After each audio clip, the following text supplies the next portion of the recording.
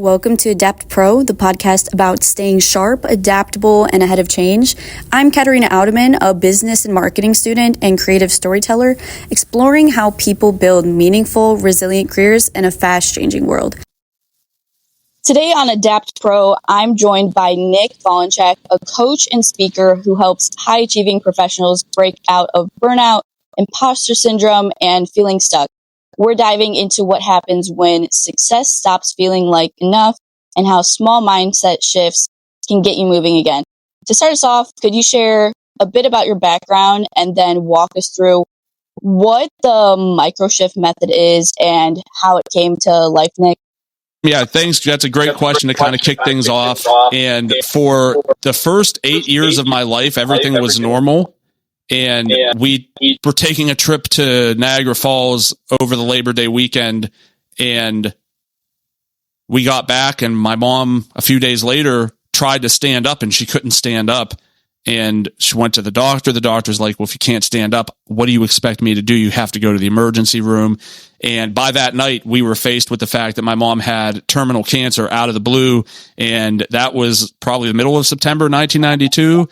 And by October 25th, she passed. And life would never be the same, right? Obviously, at 8 years old, that's a hugely traumatic event for someone to experience. Yeah. And so I had, from there, had to deal with a father who was not really emotionally capable of dealing with that and handling working full time and taking care of 3 kids. He was emotionally and physically abusive. We have a great relationship now. And as wild as it sounds, there's no person that I idolize more than my father for what even though he didn't handle things the right way, he's come to terms with that, would never do that again, and still woke up every day to make sure that we were taken care of and we didn't have concerns. I was a pretty normal kid, loved sports, loved wrestling, loved collecting things, great in school.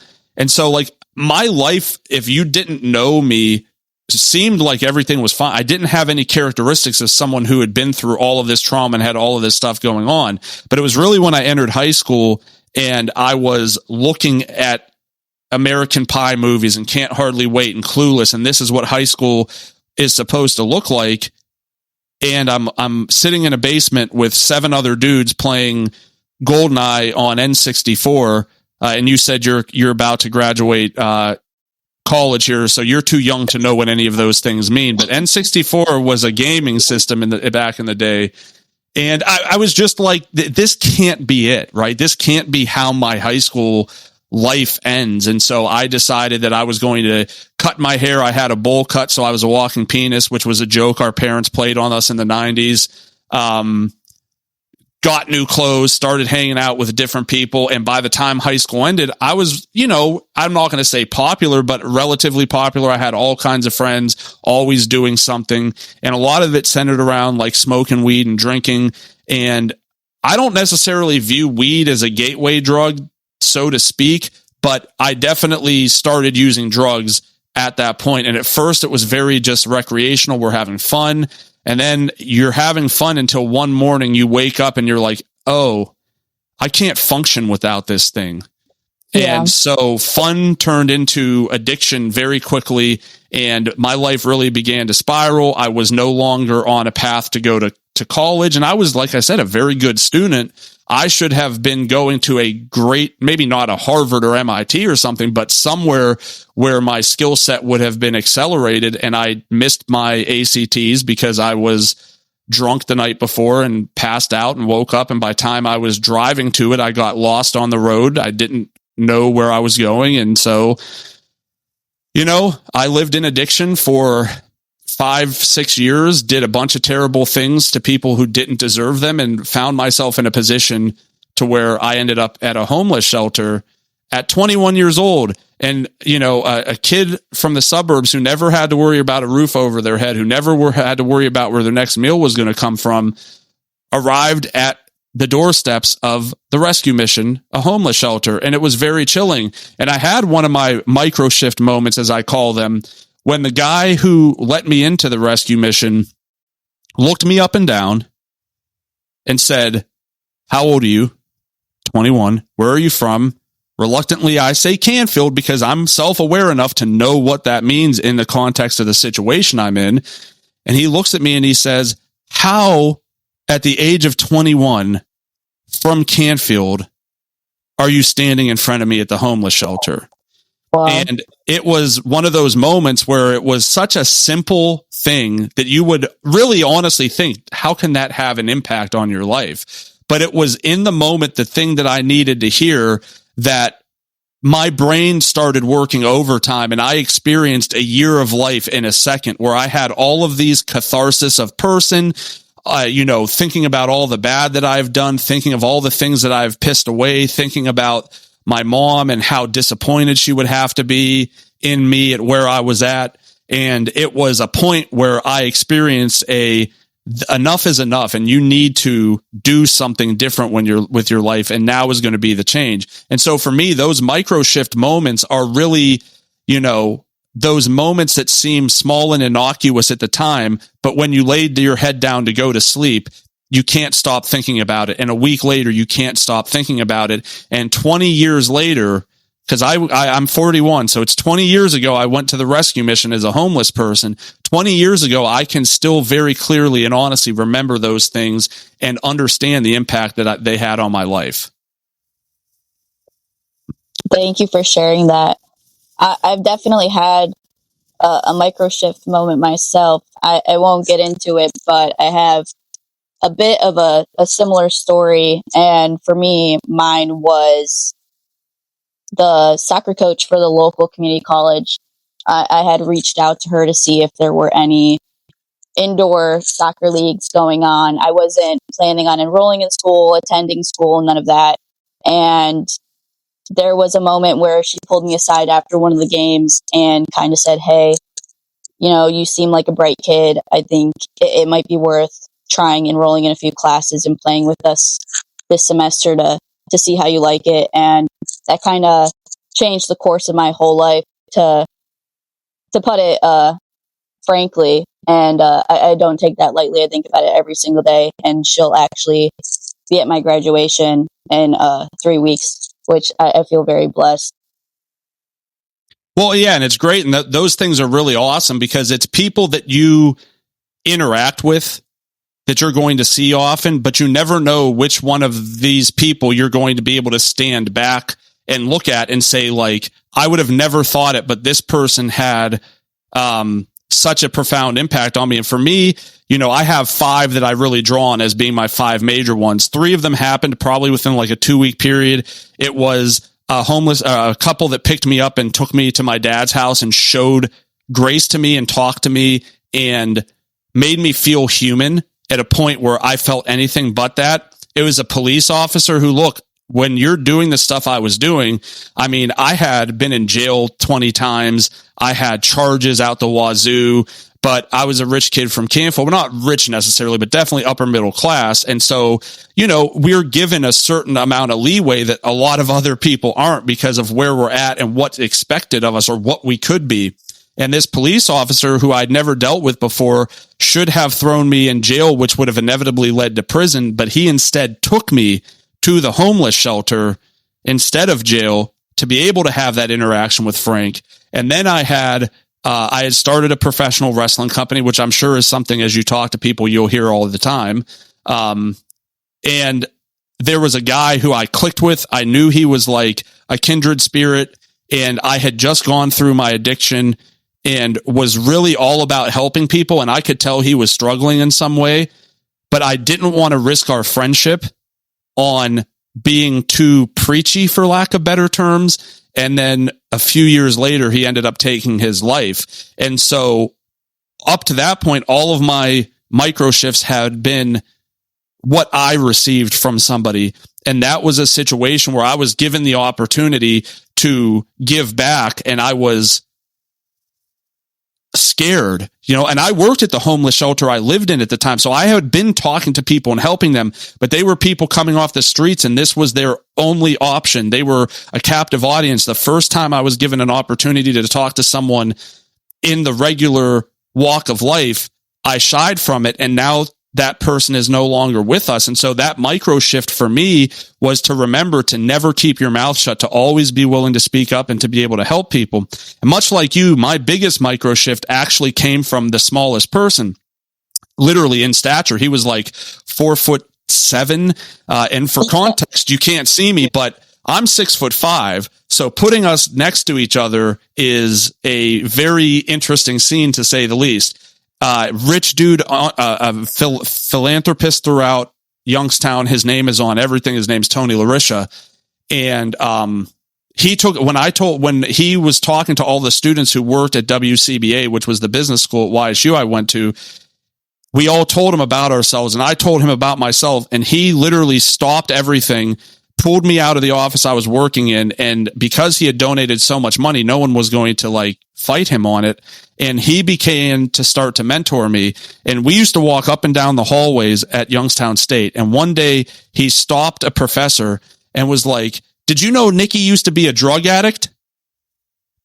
And I mean, as you can imagine, I was just stunned, because I'm like, well, that is a deeply, personal and sensitive thing that I tell people about it, but it's usually after some form of comfort.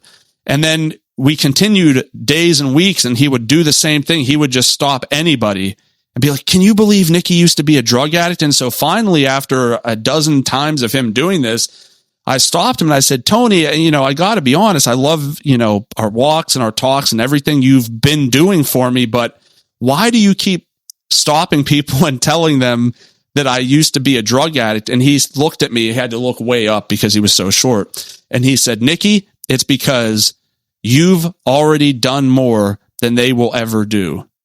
And for me, again, just as such a simple thing being said, but at the point I was in my life where I really lacked confidence, where I didn't know where my next steps were going to be, for the first time since I became sober, I felt like everything was going to be all right. Wow. I know a lot of people have probably had maybe not the same experience, but moments where they don't know if everything's going to be okay and their confidence is at a low.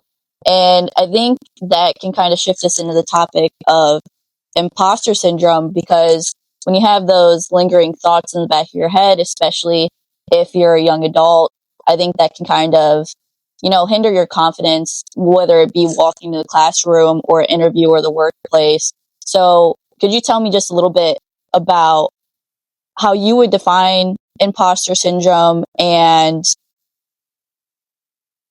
in your view, when does ambition start becoming unhealthy and all of that for you, Nick?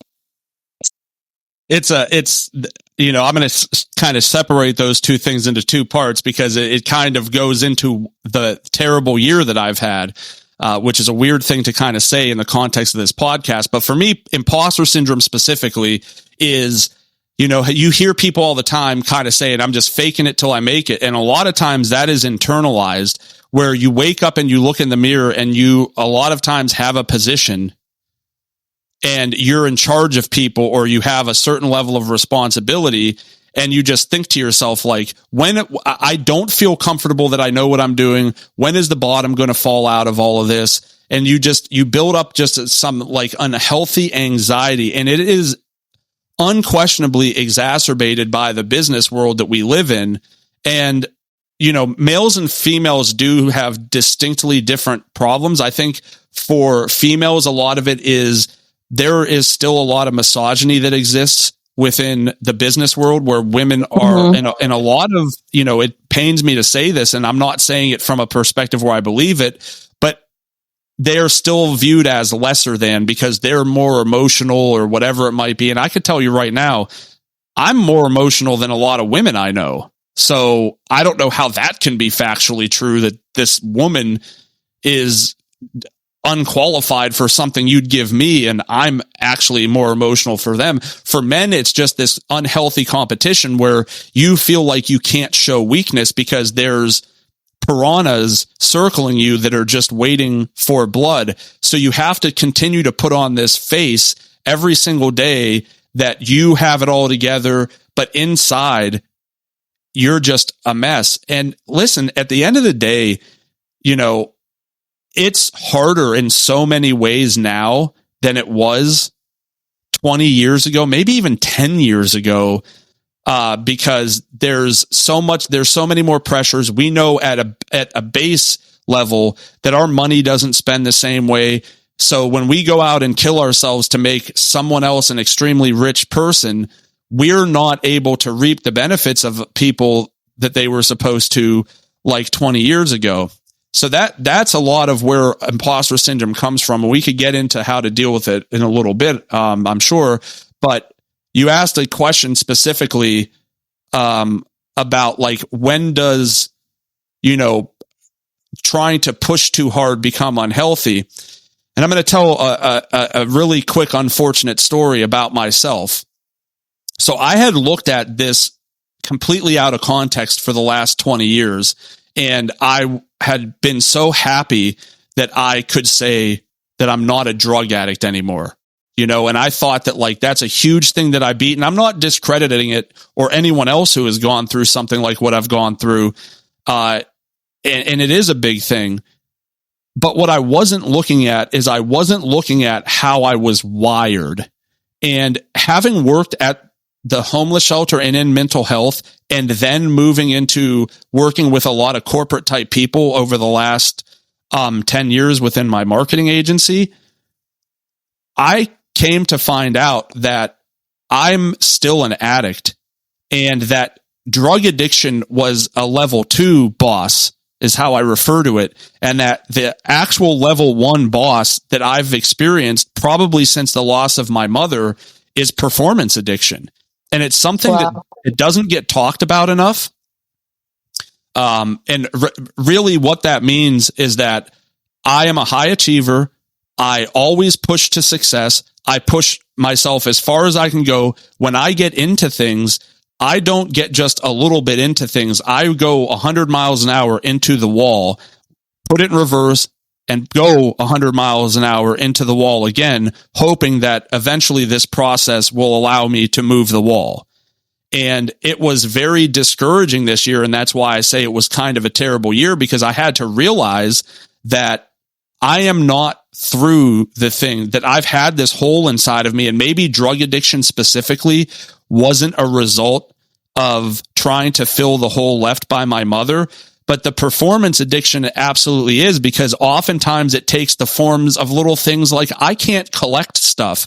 I love wrestling. I love sports. Even trying to collect sports cards, I look one day and I'm like, oh my God, I've spent more money in the last 6 months than most people make in a year, because the dopamine gets me. I lack the self-control to be able to do it, but it's also because I need to be the best, and I have to have the best collection. It can't just be I'm able to do things like a normal person. It's a weird kind of way to phrase it.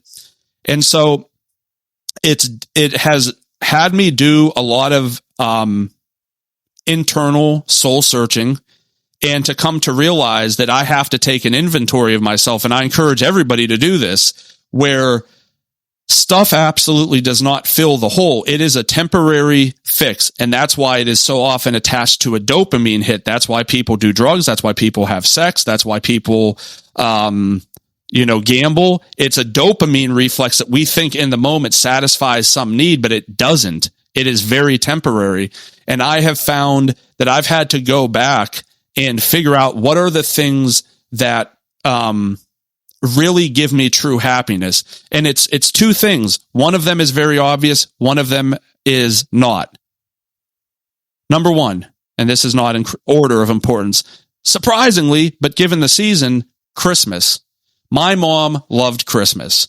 And so for me, being willing to celebrate the spirit of that in April, in June, in October, it gives me such a great sense of satisfaction, and I can feel the void inside of me close.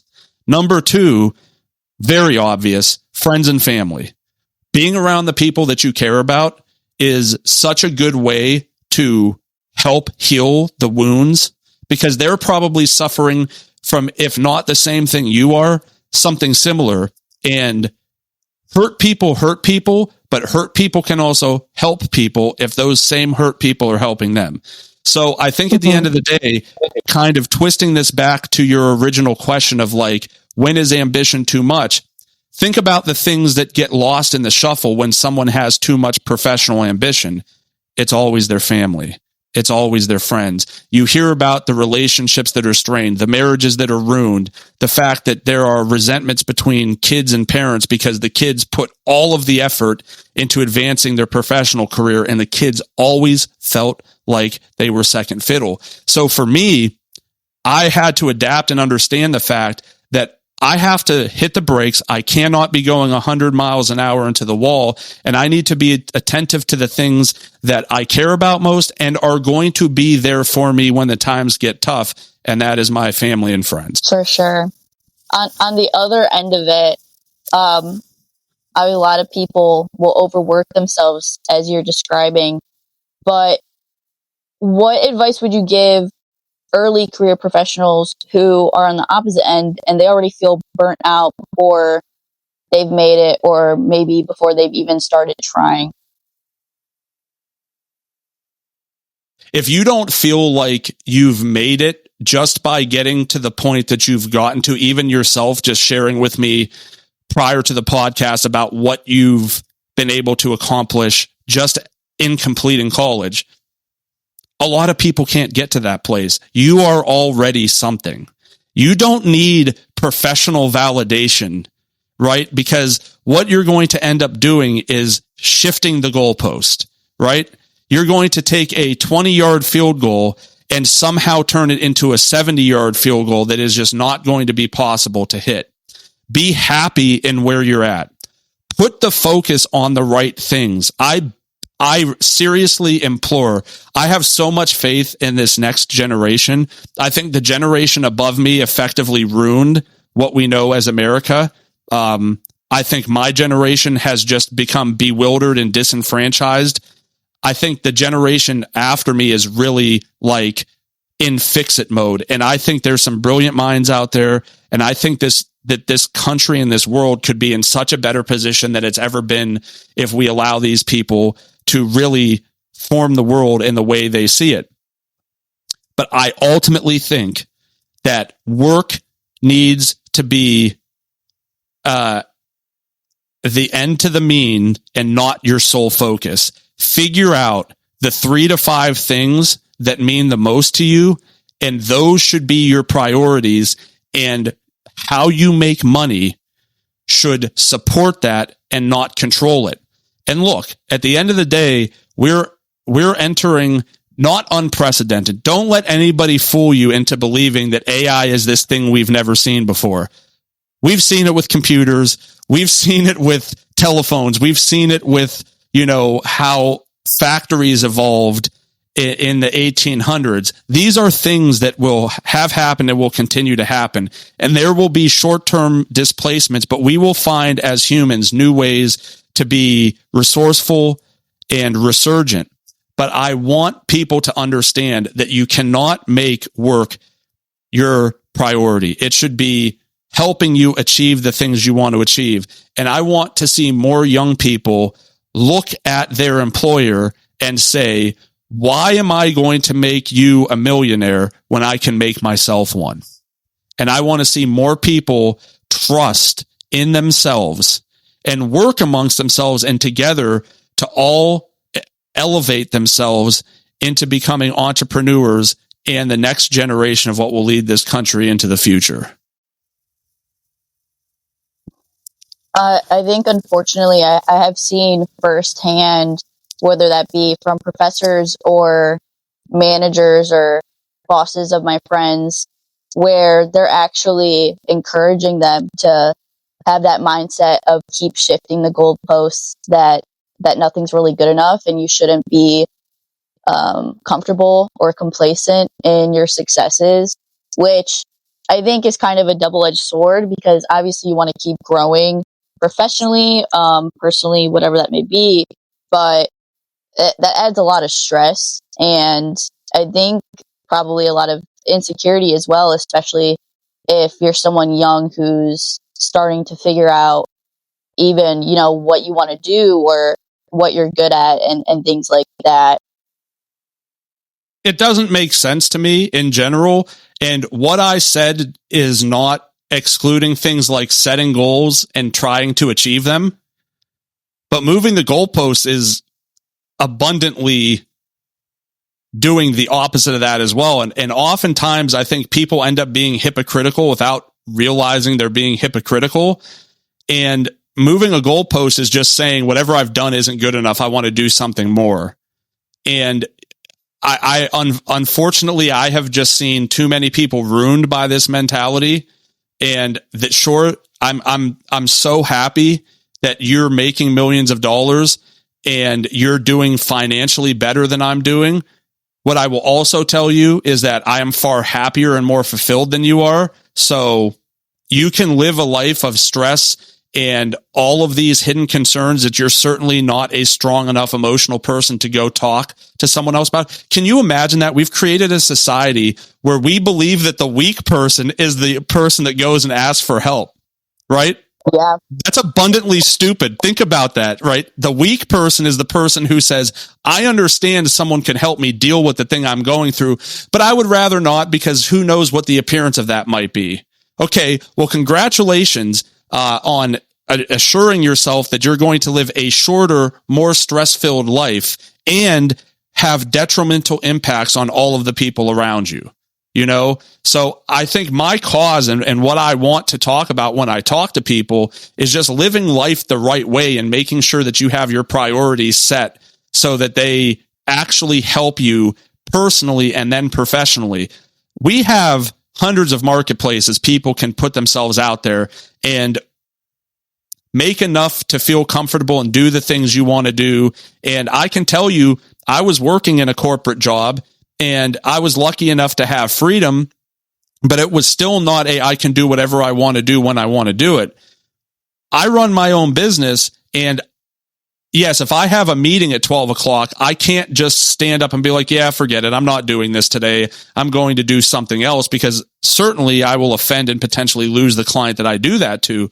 But I can plan ahead so that I'm like, hey, I'm not going to work next Thursday. I'm not going to work next Tuesday. I don't have any meetings on the schedule today. You know what? I'd rather just kind of relax right now, and I'm going to work tonight. That's a life, going to work 9 to 5 and then coming home and feeling drained and not being able to give to the people that really need you to give to them. That doesn't sound like a life to me. Yeah. I want to thank you again for joining today on here. I think a lot of this is super important, especially for young professionals or people in college like myself. I want to end off with a kind of a two-parter question. What's one piece of advice you wish you could give your younger self? And then for anyone feeling stuck or overwhelmed, what's that very first step they can take, in your opinion? I would tell myself younger that being different is okay. I always felt different because of the things I liked. It's embarrassing to feel like at 13 years old that you have an unhealthy obsession with things like wrestling and Christmas, but it's what makes me me. It's the things I like, and I know people deal with far more complex things like their sexuality at that age. And I can't imagine having to be in that position, but they need to understand that that's okay. If that's who they are, if that's what they feel like inside, they shouldn't listen to the outside sources telling them there's something wrong with them. That only leads in one negative direction. And for the people who are going through things and need help, the best thing and the first thing you need to do is figure out the help you need and find someone that's willing to help you, whether that be a friend or whether it be calling, a rehab center if your thing is addiction. And it doesn't always have to be drug addiction. It can be gambling. It could be any number of things, but it's the first step is always the hardest, but it's the one you have to take to be able to make sure that you can take more steps in your life. Yeah, I think that's really powerful. So to our listeners, understand that you're good enough. Don't be afraid to ask for help or utilize those resources. There's no shame. And then finally, stay adaptable.